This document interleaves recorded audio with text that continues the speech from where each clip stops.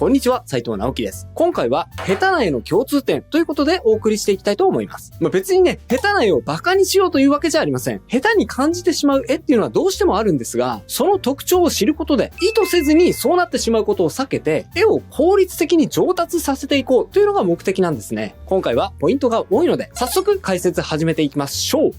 書いてあるものが小さい。まずですね、何を置いてもこれなんです。下手に見えてしまう絵ってこういうのがとっても多いんですね。それが画面に対してモチーフがちっちゃい。これにつきます。例えばね、こんな絵ですね。左側は女の子の可愛らしさ、右側は男性のかっこよさを表現しようとしている絵なんですが、これだとね、そもそもこの絵をどれだけうまく描こうとしても下手に見えやすいんですね。なぜかというと、画面に対してモチーフがちっちゃく配置されてしまっているからです。この絵をよく見せるためにはですね、単純に拡大してしまうのがとっても効果的です。限界まで大きくする。めちゃくちゃ簡単な方法なんですが、これがね、一番効果が高いです。絵を拡大するだけ。下手したらね、これだけでも十分プロレベルにうまく見える方法ですね。でもね、皆さんこれやらないんですよ、なぜか。だからこそですね、ここはものすごく他の人と差をつけやすいです。さっき例に出した絵がありましたよね。この絵を試しに限界まで大きくしたらどうなるのか、やってみましょう。はい、ドン。はい。こんな感じです。ほら、書き込みとかが増えたわけじゃないのに、なんか見栄え良くなりましたよね。限界まで拡大するだけで、絵の見栄えってここまで良くなるんですよ。ポイントとしては、これ以上大きくならないところまで拡大するということです。例えば、女の子の方は頭のてっぺんを切ってしまっています。なぜかというとですね、てっぺんの部分に含まれている魅力というのが、そこまでないからですね。この絵で見てほしいのは、この子の表情や仕草です。そこにはあまり関係のない頭のてっぺんの部分。それと、左手は地面についていて、女の子の仕草を表しているので、それがギリギリ見える部分まで拡大して、それ以外の部分はトリミングで切っちゃう。そんな考え方でトリミングしてしまいます。はい。男性の絵の方も同じですね。この絵では剣を突き出すかっこよさを表現したいので、それに関係ない部分は容赦なくトリミングしてしまう。こうすることで、見てほしい部分にスッと目が行くようになって、これかっこいい。ってね、絵を見ている人に絵の売りになる部分を見てもらいやすい絵作りができるんです。これね、なんでみんなやらないのかっていうと、一人にね、捨てるのがもったいないからだと思います。せっかくね、全身描いちゃった後だったらなおのことを、せっかく足先まで描いたんだからそこまで見せたいよって思ってしまいがちなんです。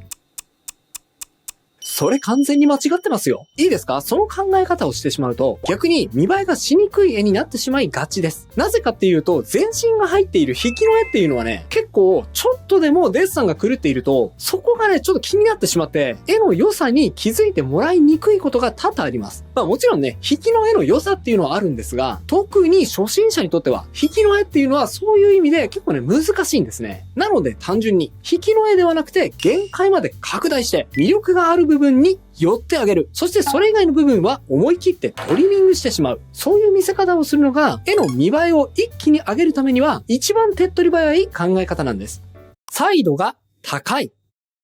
はい、これも非常に多いですね。サイド。つまり絵の鮮やかさのことなんですが、よく使われているこの色相キューブで言うと、このね、端っこの部分。これがね、サイドが最も高くて鮮やかな色です。特にデジタルを使い始めの方や、あとは鮮やかで綺麗な絵が描きたいって思っている色に対して敏感な人はね、このサイドが高い色をたくさん使って絵を描いてしまうこと非常に多いんですが、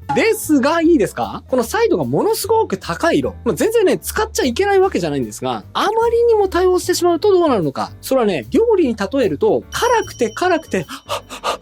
べられない料理になってしまうんです。サイドが高い色って例えるならハバネロみたいなものなんですよ。もうね、超辛いんです。刺激強すぎ。その刺激がどのくらいかっていうと、サイドの高い青とサイドの高い赤、これを交互に数秒間点滅させるだけで、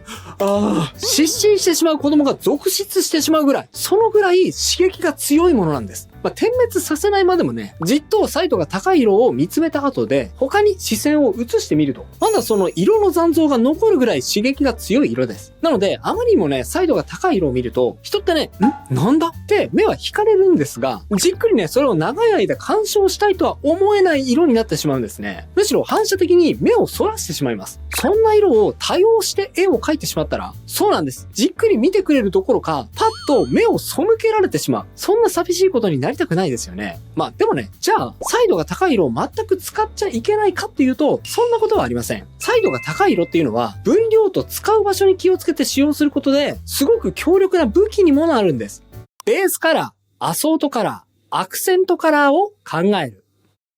はい。この図を見てください。これはカラーコーディネートなどの現場でよく用いられる色の分類の仕方で、ベースカラー、アソートカラー、アクセントカラーの3つに分けて扱う考え方です。ベースカラーは基調色とも呼ばれていて、画面の中で 70% と最も大きな面積を持たせる色です。そしてアソートカラーは画面の 25%。この色は従属色とも呼ばれています。簡単に言えばその絵の主役になるような色ですね。例えば、非属性のキャラを描くときには赤色をアソートカラーに含ませるのがいいと思います。そしてアクセントカラーは強調色とも呼ばれており、一番小さな面積ですが、一番インパクトのある色。見る人の目を引きつける色です。さっき彩度の高い色は分量と使う場所に気をつければ強力な武器になり得るという話をしましたが、まさにこの全体の 5% を占めるこのアクセントカラーの部分に彩度が高い色を使うことによって、ほってね、目を引きつけつつもじっと見ていてもそこまで目が痛くならないような色使いができるようになると思います。例えばこのイラストをご覧ください。このキャラはね、闇属性のキャラとして描いた僕のオリジナルキャラ、ステラちゃんのイラストなんですが、この絵をですね、色ごとに区分するとこんな感じになりますね。ベースカラーになる部分が肌色や背景のグレーも含めた地味な色。ここはね、一番彩度が低い色の集合体です。そしてアソートカラーは紫色ですね。ここが 25% ぐらいで、この絵のイメージを決めているような色です。この絵をパッと見せて、何色だったって聞かれた時に、紫色だったと答える人が多いと思いますが、まさにね、その印象を決めているのがこのアソートカラーなんです。で、最後に目の緑色ですね。ここが最も彩度が高い色です。全体の 5% にも満たない面積ですが、見た人をおっと思わせるような色、アクセントカラーです。彩度が高い色ってこのぐらいの分量を一滴垂らすだけでもね、ものすごく効果が高い色なんです。逆にこんな風に彩度が高い部分をめっちゃ増やしてみると、はい。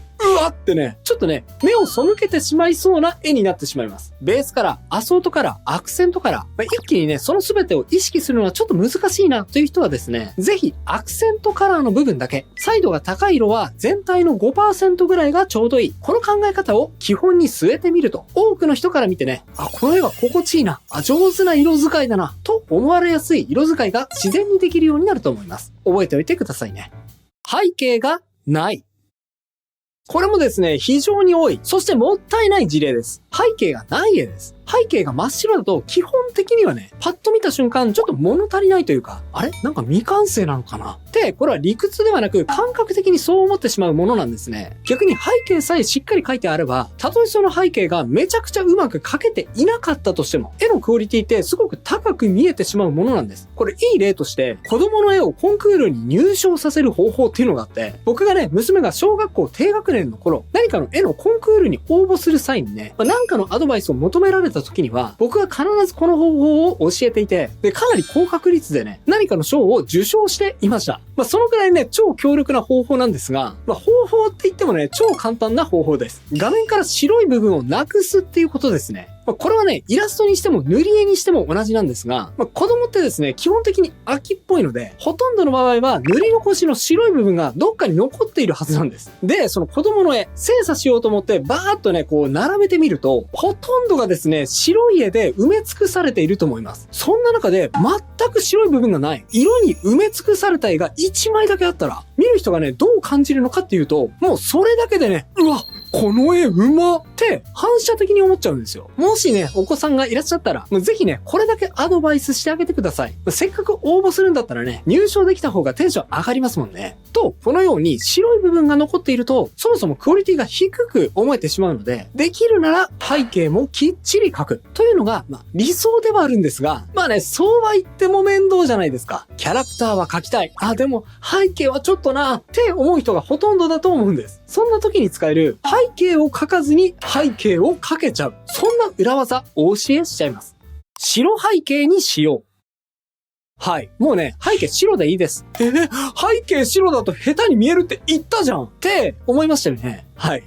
基本的にはそうなんですが、じゃあなんで背景が白だと下手に見えるのかっていうと、これね、未完成に見えるからなんです。つまりですね、背景が白だとしても未完成に見えなければ、もっと言うと背景の白が白い空間に見えてさえすれば、その絵は全然下手に見えないんです。ちょっとね、こういうことを聞くと難しそうって思うかもしれませんが、これね、やることはシンプルなんです。キャラクターに反射光を描きましょう。反射光っていうのはね、基本的に光源があって、それに直接照らされて明るくなっている部分以外に、その光がね、地面とか壁に反射して、間接的にキャラクターを照らし出す光のことを言います。今まで未完成に見えていた余白のね、紙の白い部分がですね、この反射光をキャラクターに書き入れるだけで、あら不思議。なんと、白い空間に見えちゃうんです。例えばこちらのイラストは、僕が描いたアズールレーンのプリンツ・オイゲンちゃんのイラストなんですが、このイラストもですね、白い背景ですよね。あれだけね、背景を白にすると、下手に見えるよと言っておいてなんですが、僕もね、背景が白いイラスト、よく描きます。なんですが、このイラスト、下手には見えないと思うんですよ。なぜかっていうと、一つは、さっき言ったように、見せたい部分にフォーカスして、見せたい部分以外を極力画面から切って、トリミングしている構図にしているっていうこと。そして2番目には、配色のバランスですね。これに関しては、オイゲンちゃんの元の配色が秀逸なのと、アクセントカラーとしてもね、鮮やかなパーティクルを画面手前に配置して、アイキャッチにしているという部分があると思います。そして最後に、今言った反射光ですね。この絵をね、よく見てみるとわかると思うんですが、ほら、こことか、ここの部分にね、下からの光、反射光を描き加えているんですよね。これによって何が起きているのかっていうと、光が下の白い床に反射して、ここに光が当たってるんだという説明になるので、この絵をパッと見てね、あれ完成してなくないっていう印象ではなくて、あ、この子は白い空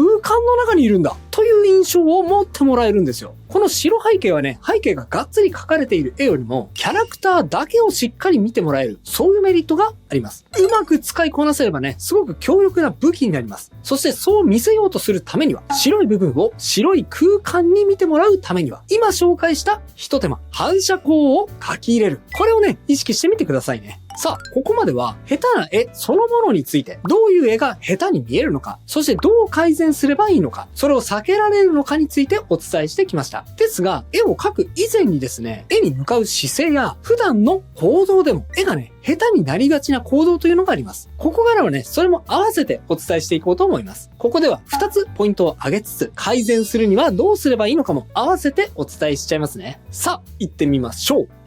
観察力が低い。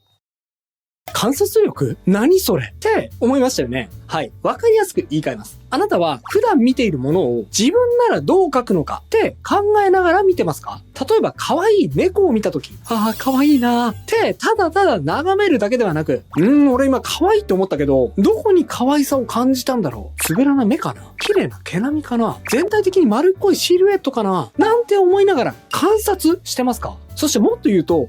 どう描こうかなって考えてますか？絵が上手い人ってですね、これ別に誇張でも何でもないんですが、すべてのものを見たときにね、あれ、俺だったらどう描くかなって思って観察してるんですよ。もう四六時中ずーっとです。逆に絵があんまり上手くない人って、そう考えながらものを見ていないことが多いです。ただなんとなく風景を眺めて、ああ、綺麗だなー、癒されるって感じているだけ。絵を描く技術以前の問題で、自分の中にね、あれはこう描こうっていうイメージができているかどうかって、かなりね、大きな差になって現れます。そんなこと言われたって、どう考えながら見ればいいのかいまいちわかんないよっていう人、大丈夫です。これをすれば一発で観察力が上がる行動があるんです。それはですね、写真を撮りながら散歩する。これです。写真を撮りながらですね、散歩してみると、驚くほどに観察力って上がるんです。なぜかというと、写真を撮るっていう行動ってね、風景から画面を切り出す作業なので、何撮ろうかなーって思いながらカメラ片手に散歩するだけで、なんか面白いことないかな、どういう構図に収めようかな、被写体に近づこうかな、離れようかなっていう風に自然と考えるじゃないですか。これ、実は絵を描く時のマインドとすごく似てるんです。写真を撮ろう。そう考えながら風景を眺めるだけで、これ自然とですね、作品のコンセプト、モチーフ、そして絵作り、これを同時に頭をフル回転して考えられるようになっていくんです。そうなんです。カメラ片手に散歩するだけでですね、自然と絵作りしている時のマインドに慣れちゃうんですね。一瞬で脳がクリエイティブモードにチェンジするのがわかると思います。カメラと言いましたが、別にね、一眼レフカメラとかじゃなくてもいいですよ。携帯についているカメラでもその効果が十分に感じられると思います。これめちゃくちゃおすすめですし、めっちゃお手軽に自分の世界を切り替えられる方法です。ぜひやってみてくださいね。1枚に時間をかけない。皆さんですね、ひょっとしたらこう思ってませんか？絵が上手くなると、早く上手な絵が描けるようになる。これね、完全に間違ってます。いや、実際は早くなるんですよ。早くなるんですが、それはね、もっと先の話なんです。基本的にね、絵が上手くなると、なんと絵が描くのが遅くなります。嘘でしょ？なんで？って思いました？じゃあ、上手い絵ってどういう絵だと思います？いろんなね、切り口があると思いますが、僕がね、上手い絵として共通で言えることは、一枚の絵の中にたくさんの情報が詰まっている絵だと思います。立体感、空気感、デザイン、色はもとより、可愛い、かっこいいだったり、面白い、笑える、なんか泣ける、胸にグッとくる、心が動かされた、感動した、こんなことも情報だったりします。こういった情報がたくさん詰まった絵。これがね、上手い絵だと思うんですが、こういうたくさんの情報をね、頑張って絵の中に詰め込むとどうなると思いますか？そう。考えることがめちゃくちゃ増えるんです。考えることがめちゃくちゃ増えた結果、書く前に調べることや、書き始めてからの試行錯誤も当然増えますよね。はい。そうなんです。その分単純に時間がかかるんですよ。はい。もう考えてみたら当たり前ですよね。一枚の絵にどれだけの時間をかけたことがあるのか、かけた時間の差。これはね、もう決定的な差になって現れます。っていうかですね、絵が下手な人って、そもそもね、一枚にそんなに込められるだけの情報を持ち合わせていないので、単純にね、一枚に時間をかけることができないんですよ。だからですね、一枚に対して20時間、30時間、40時間、あるいはもっと時間をかけられる人っていうのはね、もしかしたら絵をよくわかっていない人から見たら、なんか絵描くの遅くね？この人下手なんじゃないの？って思われるかもしれませんが、それはですね、実は完全に逆で、それだけ時間をかけられるだけの情報を持っている人、つまり絵が上手い人なんですね。一枚に対して膨大な時間をかけたことがあるのかどうか、それがね、上手い絵を描くための絶対条件と言ってもいいぐらい、それぐらい時間をかけるっていうことはすごく重要なことです。時間をかけるって言ってもさ、そんなにたくさん描くものもないし、どう時間かけていいのかわかんないよっていう人もいると思います。そんな人はですね、次の2点を意識してみてください。1、自分が納得するまで細かい部分の修正を繰り返してみること。何もね、たくさん書くこと、細かく書き込むことだけが情報を上げる方法ではないんです。自分が思った通りのね、形にこだわることや、位置をね、調整することだって、情報を上げることにつながるんですね。特にね、なんか納得できないんだけど、もう書くとこないから完成にしちゃおうかなって思ったことがある人は、ぜひね、納得感が得られるまで、もうちょっとでもね、気になる部分をしつこく調整することで、完成度をね、上げることができると思います。これをやるときのコツとしてはですね、イラストの修正前の写真や画像を撮っておいて、後で修正前と修正後、比較してみることをお勧めします。できればね、重ねて、パカパカと、ビフォーアフター比べられるとベターだと思います。そうすることで、今こだわった作業がどのぐらい効果的だったのか、自分でね、感覚的に理解できると思います。2、隣に自分の尊敬している人の絵を置いて、それに勝とうとしてみること。もう自分ではね、もう完璧だってついつい思ってしまう人は、そもそもね、自分のハードルを上げるということが不得意な可能性があります。なのでですね、たまに無理やりですね、自分のハードルを引き上げてあげる必要があります。具体的には、自分が尊敬している人の絵を隣に置いて、それに勝つような気持ちで作品を描いてみるという方法をお勧めします。横にですね、そういった激うまな作品を置いて、自分の作品を改めて並べて見比べてみると、あれ、なんかいいと思ってたんだけど、めちゃめちゃ微妙だなって思うと思います。そうです。そう思ったらチャンスなんです。今、微妙だと思った分だけ、その絵には情報が足りていないっていうことだからです。おそらくですね、現段階ではその作品に勝つというところまではいけないと思うんですが、少なくとも勝とうと思って作品にチャレンジすることで、今ね、自分に足りていない情報を少しでも埋めることができ、飛躍的にね、クオリティをアップさせることができると思います。ただね、この方法は効果は高いですが、自分のできなさ加減を自分に突きつけるような側面もありますので、やるときにはね、ちょっと覚悟が必要です。心が元気な時にチャレンジしてみてくださいね。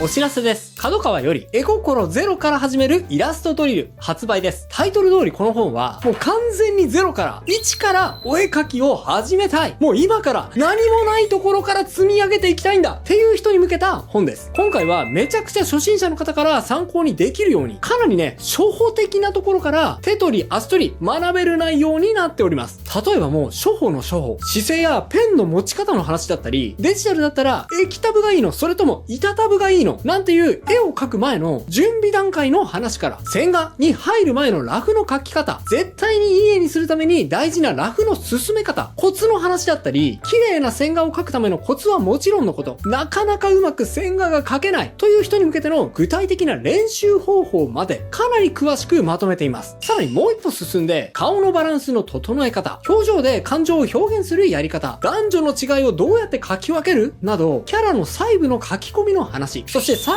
らに服のシワを自然に描くコツ、パースを使って迫力を出す方法、効果的な色選びや絵の存在感を出すためのシャドウとシェードの違いの話などなど、